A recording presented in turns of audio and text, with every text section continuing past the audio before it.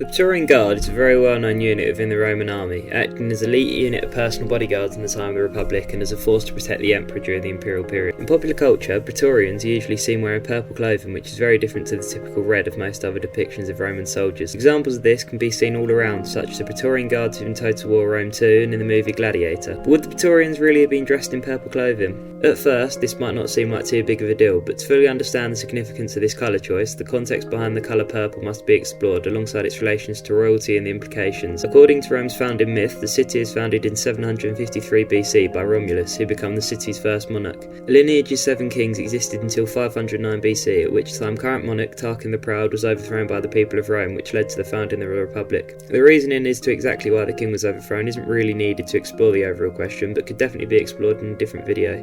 All that really matters is the idea that any kind of royalty or monarch repulsed the citizens of the Republic after the acts of the Tarquins, which included any kind of imagery relating to royalty, which leads back to the root question as to why purple may have been a controversial choice for the Praetorian Guard. The colour purple was so rare that it has been linked to royalty and nobility for centuries, only becoming widespread and available to common people as recently as the 1850s. Tyrian purple, also known as imperial purple, was the purple dye used in antiquity, which would have been available to Rome and was extremely rare. Its origins lie in the Phoenician city of Tyre in modern-day Lebanon, where the dye was extracted from snails. According to one source, a price edict from 301 AD in the time of Emperor Diocletian said that 1 pound of purple dye cost 150,000 denarii, which is near to $20,000 in modern-day currency. Another source, Greek 4th century BC historian Theopompus, stated that purple for dyes fetched its weight in silver at Colophon in Asia Minor. In short, purple dye cost a lot, and it is a status symbol for wealth and power, of which only a king or nobility could seem to afford. There are only a couple of exceptions as to where Romans frequently wore purple. One of these times was the wearing of the purple toga during the Roman triumph. Again, it's an in-depth topic by itself, and the specifics of a Roman triumph will likely be covered in its own video, but essentially a Roman triumph celebrated the military success of a general in service of the state or in a foreign war. The purple and gold embroidered toga would be worn by the general being celebrated as he publicly triumphed in the streets, and it identified his near-king status. With this celebratory exception, purple was not a colour that an average citizen of the Roman Republic would wear. Senators were the only people allowed to wear togas edged in purple cloth, and emperors were the only ones allowed to wear all purple.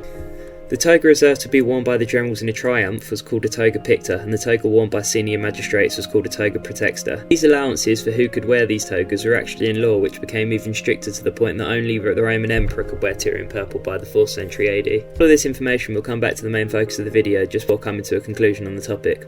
It's important to preface that what I'm going to say here will only be an educated guess, as Roman clothing and colour on artwork depicting Roman culture hasn't exactly aged well, so the exact colour is really hard to know. The Praetorians were also around for a really long time, serving both in the Republic and as the Praetorian Guard in the Roman Empire, so clothing style could have changed not only for the Praetorians but also for Roman soldiers as a whole.